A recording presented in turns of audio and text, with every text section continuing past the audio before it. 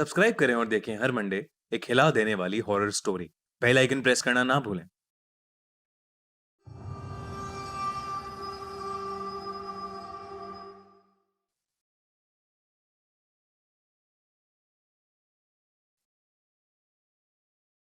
वैसे तो जब लोग प्यार के बारे में सोचते हैं तो उनके दिमाग में कुछ हसीन सी यादें आ जाती हैं।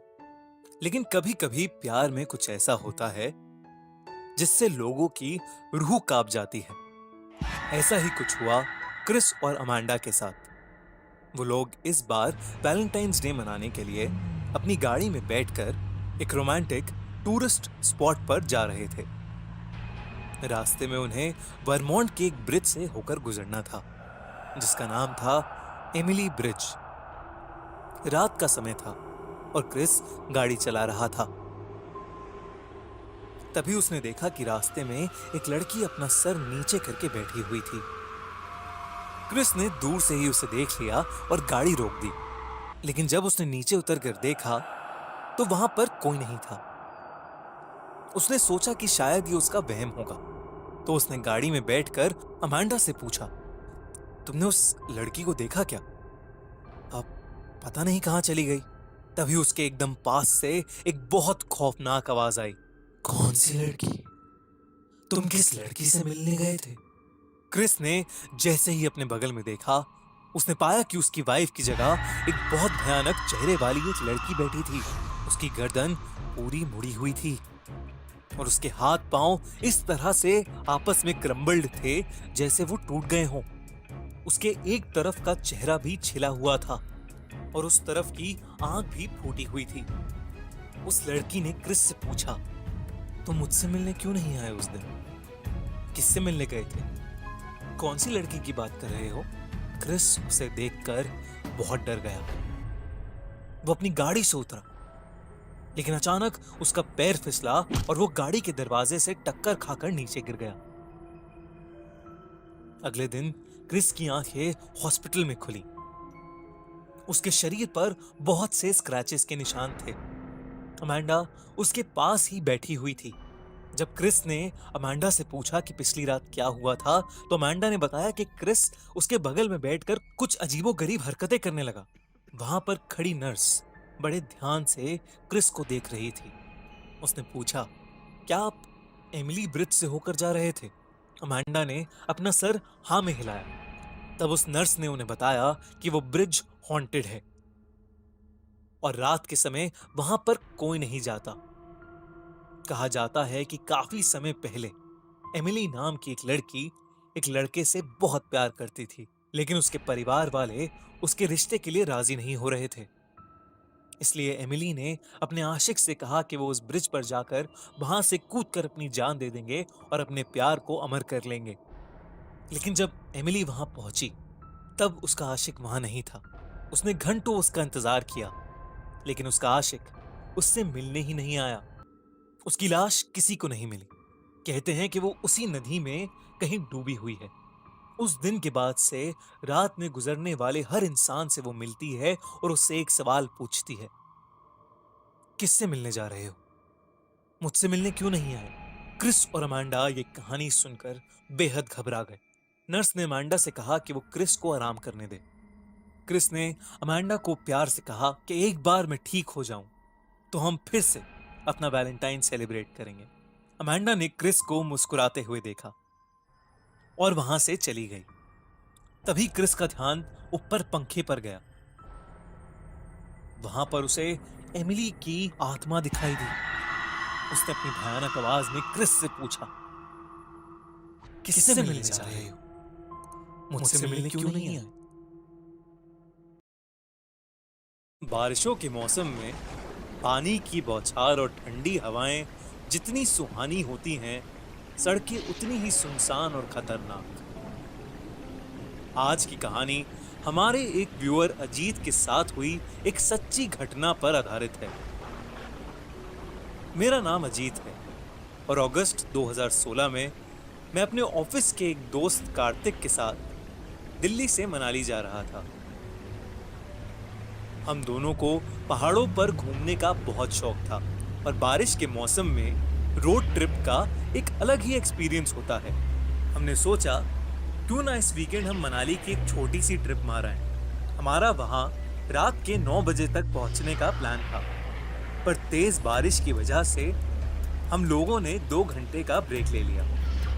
आसपास के लोगों ने हमें ऐसे मौसम में आगे जाने के लिए बहुत मना किया, लेकिन हम लोग भी ठान कर आए थे कि ये मनाली की ट्रिप तो एंजॉय करके ही घर लौटेंगे। तो बारिश हल्की होते ही हम वापस मनाली की ओर निकल गए।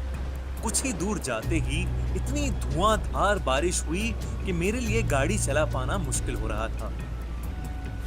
गाड़ी के शीशों पर ओस जम गई थी, जिसकी वजह से आगे का रास्ता बिल्कुल नहीं दिख रहा था।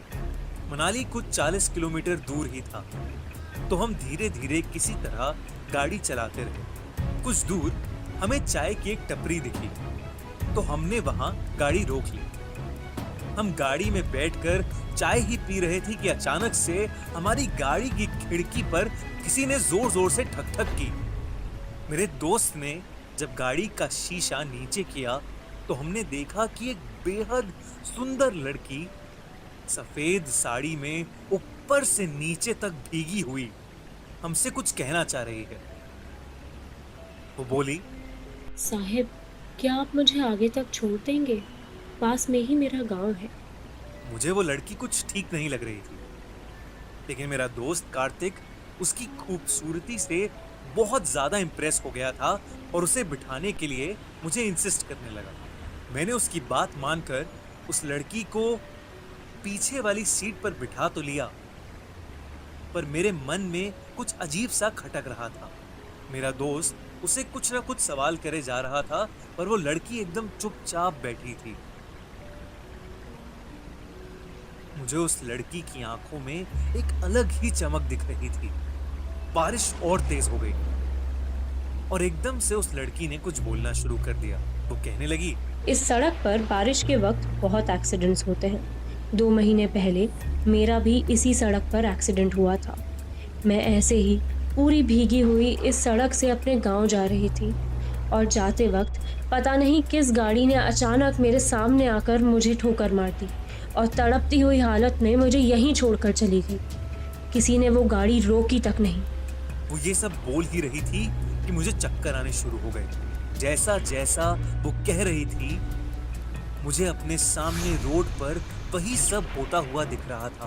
मुझे दिखा कि सफेद साड़ी में एक लड़की को एक गाड़ी बहुत तेज ठोकर मार के आगे निकल गई। मेरी गाड़ी जब उस जगह पर पहुंची तो मेरी खिड़की के बगल में आकर वो लड़की जिसका एक्सीडेंट हुआ था वो मदद मांग रही थी। जब मैंने गौर से देखा तो मैं शॉक हो गया। वो लड़की हूबहू वैसे ही दिख रही थी जैसे मेरे गाड़ी में पीछे बैठी लड़की। तभी रियर व्यू मिरर में मुझे उस लड़की का डरावना चेहरा दिखा, जिसे देखकर मैं सुन्न पड़ गया और मेरी गाड़ी जाके एक दूसरी गाड़ी में टकरा गई। मेरा सर स्टीयरिंग पर जा लगा और मेरे बगल में बैठा कार्तिक बुरी तरह से जख्मी हो गया था। जब मैंने पीछे देखा तो वो लड़की जो हमारे साथ बैठी थी वो गायब हो चुकी थी। हम किसी तरह मनाली के बस स्टॉप पहुंचे, जहां लोगों ने हमारी मदद करी। ये किस्सा जब मैंने उन्हें बताया तो उन्होंने मुझसे कहा कि 2 महीने पहले उनके गांव की एक लड़की की एक रोड एक्सीडेंट में मौत हो गई थी, और आज भी वो सब सोचकर मेरे रोंगटे खड़े हो जाते हैं।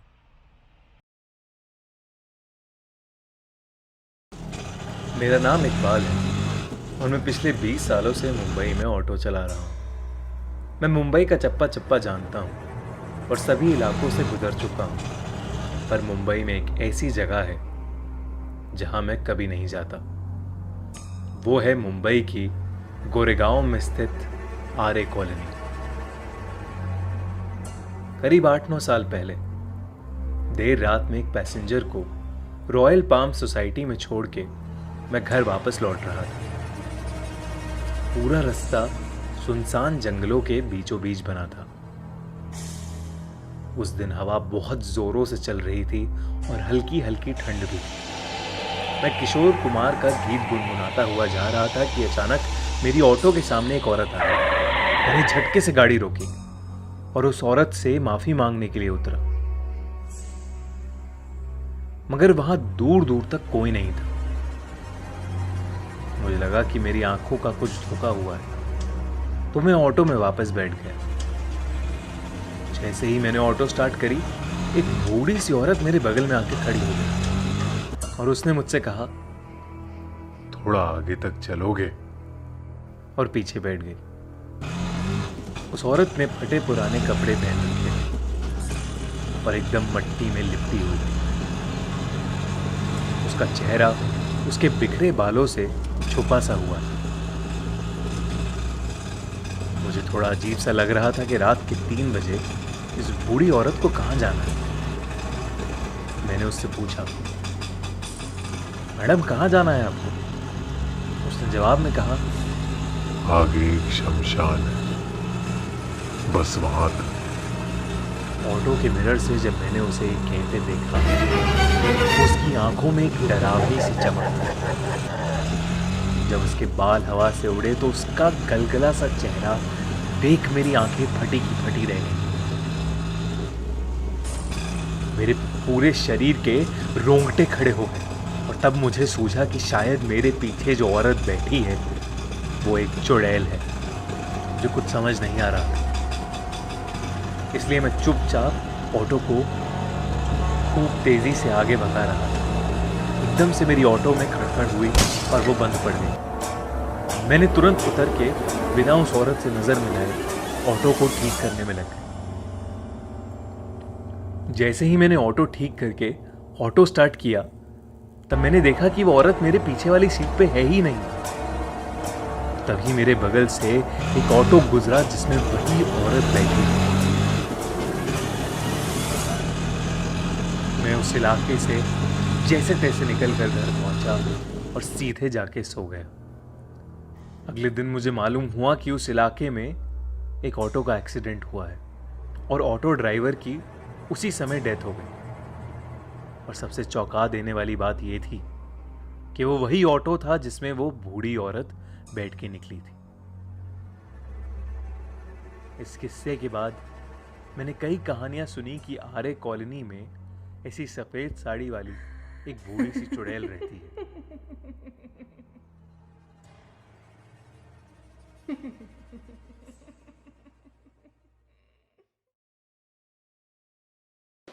ये बात है साल 2011 की।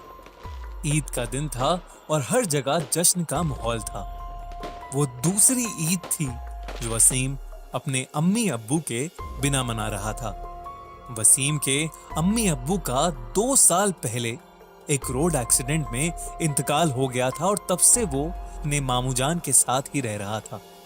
उस साल मामू के घर पर ईद की जबरदस्त दावत चल रही थी, जहां उसके सारे रिश्तेदार मौजूद थे। वसीम इतने सारे लोगों के बीच होने के बावजूद बहुत अकेला महसूस कर रहा था। उसे अपने अम्मी अब्बू की बहुत याद आ रही थी।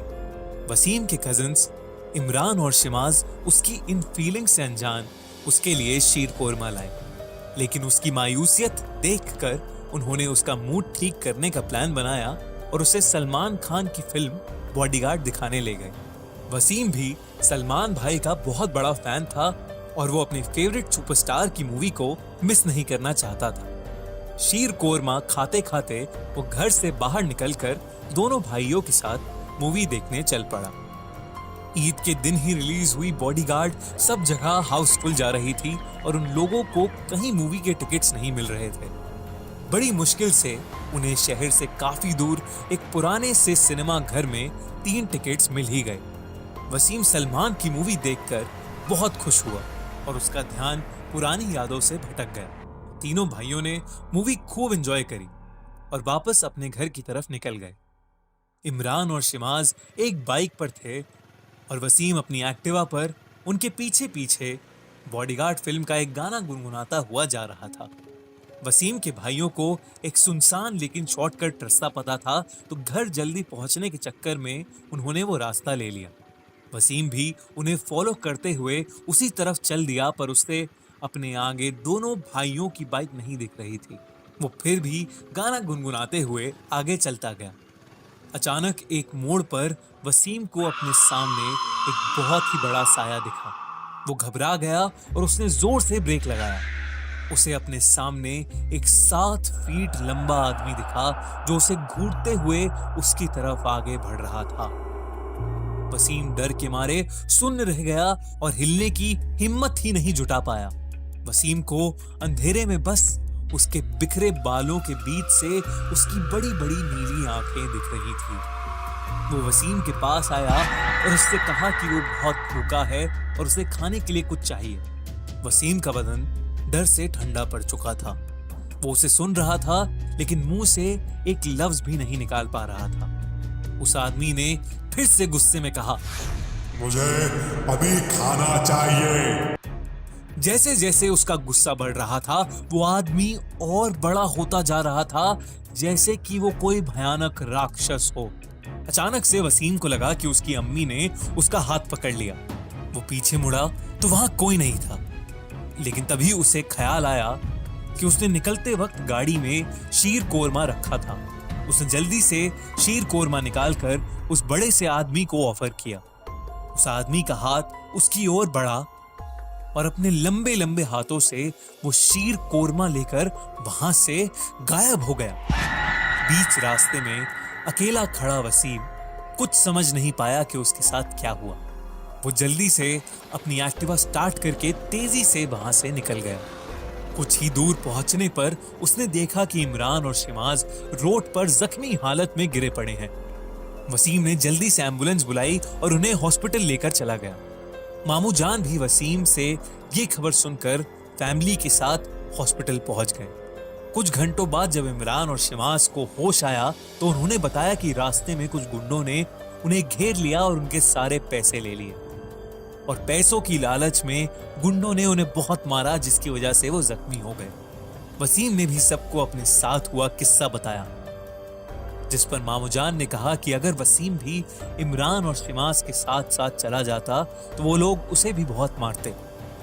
शायद वो बड़ा आदमी एक जिन था जिसे उसके अम्मी अब्बू ने वसीम की हिफाजत करने भेजा था। वसीम ने जब वापस सोचा तो उसे समझ आया कि शायद मामूजान सही कह रहे हैं और उसकी हिफाजत के लिए उस आदमी को भेजना ही वसीम की ईदी थी जो उसे अपने गुजरे हुए अम्मी अब्बू से मिली। उस दिन के बाद से वसीम को अपने अम्मी अब्बू की कमी कभी महसूस नहीं हुई और उसे हमेशा लगा कि उसके अम्मी अब्बू उसके साथ ही हैं।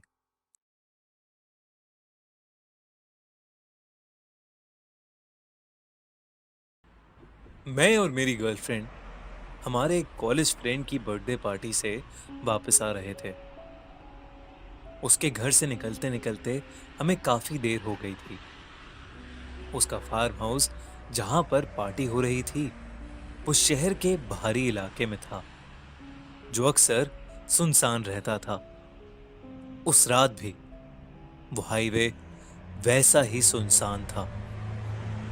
हमारे अलावा कोई भी गाड़ी उस रास्ते पर नहीं थी। मैं कार चला रहा था और मेरी गर्लफ्रेंड सिनोया मेरे बगल में बैठी थी। उस रात की खामोशी से डर न लगे इसलिए मैंने गाड़ी में गाने चला रखे थे, पर फिर भी मुझे बहुत जोरों से नींद आ रही थी। बार बार मेरी आंखें झपक रही थी और मुझसे कार नहीं चलाई जा रही थी। सिनोया ने किसी तरह मुझे जगा के रखा था। वो बार बार मुझसे कुछ ना कुछ बातें कर रही थी, लेकिन मेरा ध्यान उस रोड के अंधेरे पर ही था। अचानक मुझे एक झपकी सी आई और जैसे ही मैंने आंखें खोली मैंने देखा कि मेरी गाड़ी के सामने एक लड़की आ गई है। होश आता उससे पहले मैं उसे कुचल चुका था।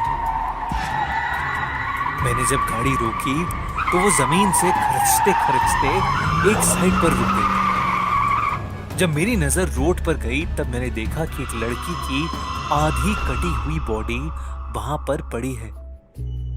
उसका सिर्फ सर और ऊपर का शरीर वहां था, बाकी सब कुछ गायब था। मुझे ऐसा लग रहा था कि जैसे मेरी गाड़ी ने उसे 2 हिस्सों में बांट दिया है।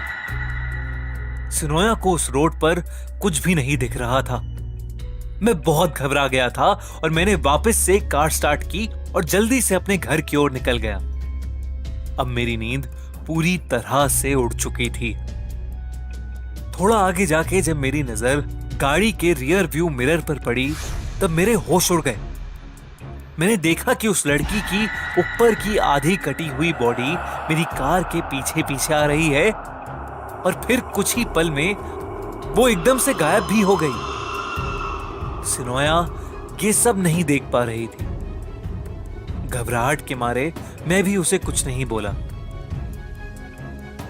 वो हाईवे खत्म होने ही वाला था कि मुझे उस लड़की का निचला हिस्सा यानी उसके दोनों पैर मेरी गाड़ी के सामने से गुजरते हुए देखे। मैंने हिम्मत की और गाड़ी नहीं रोकी और मैं उन पैरों के आर पार हो गया। तभी मेरी कार के शीशे पर उस लड़की की ऊपर की बॉडी आके गिरी। मैं चीख उठा और कार का कंट्रोल लूज कर गया, जिससे मेरी कार डिसबैलेंस होकर पलट गई। सिनोया दूर जाकर रोड पर गिरी। तभी उस हाईवे पर बहुत तेज स्पीड में एक ट्रक गुजर रहा था। इससे पहले कि मैं उसे बचा पाता, वो ट्रक उसे 2 हिस्सों में कुचल के चला गया। मैं बहुत जोर से चीखा, सिनोया, सिनोया, और चीखते चीखते बेहोश हो गया। 2 दिन बाद हॉस्पिटल में मेरी आंख खुली और मुझे डॉक्टर्स ने बताया कि वो सिनोया को बचा नहीं पाए। जब मैंने अपने दोस्त को ये पूरा किस्सा बताया तो उसने मुझे टेके टेके की खौफनाक कहानी सुनाई। उस दिन से हर रात मुझे एक सपना आता है जहां मुझे ऐसा लगता है कि कोई मेरे पीछे रेंगते हुए आ रहा है और मुझसे आके पूछ रहा है कि उसके पैर कहां हैं।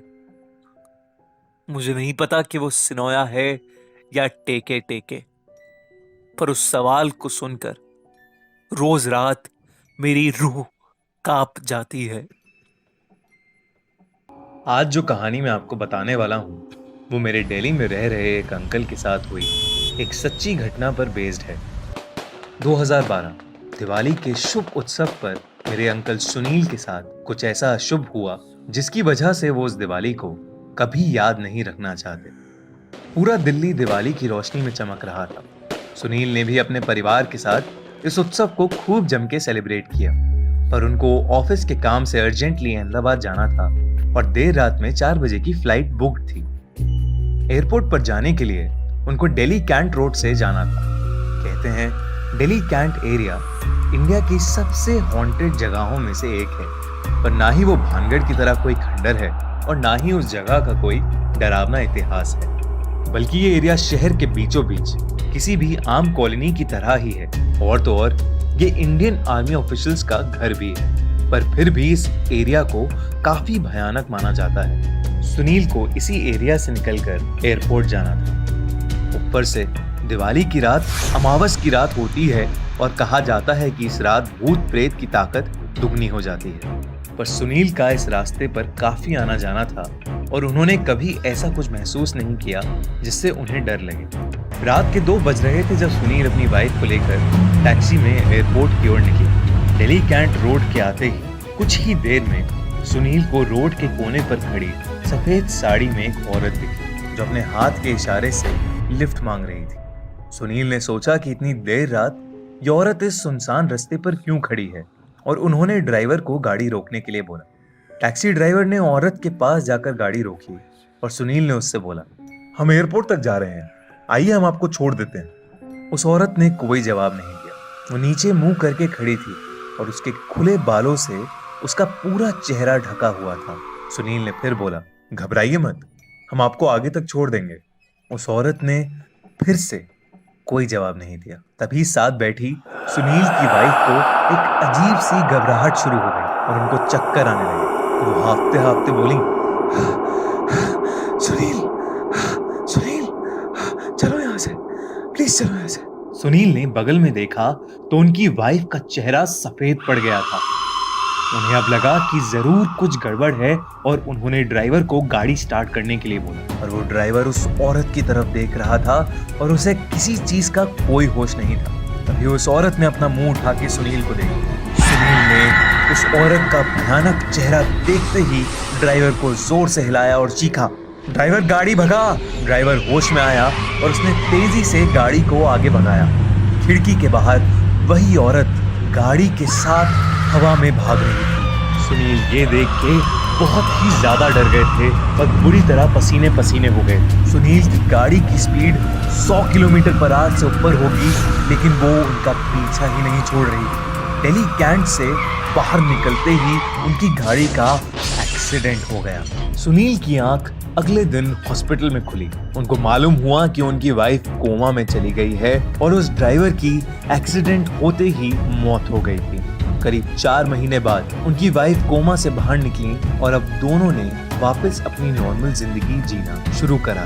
मगर उस दिन से लेकर आज तक सुनील दिवाली नहीं मनाते और उस दिल्ली कैंट वाले रास्ते के आसपास भी नहीं भटकते।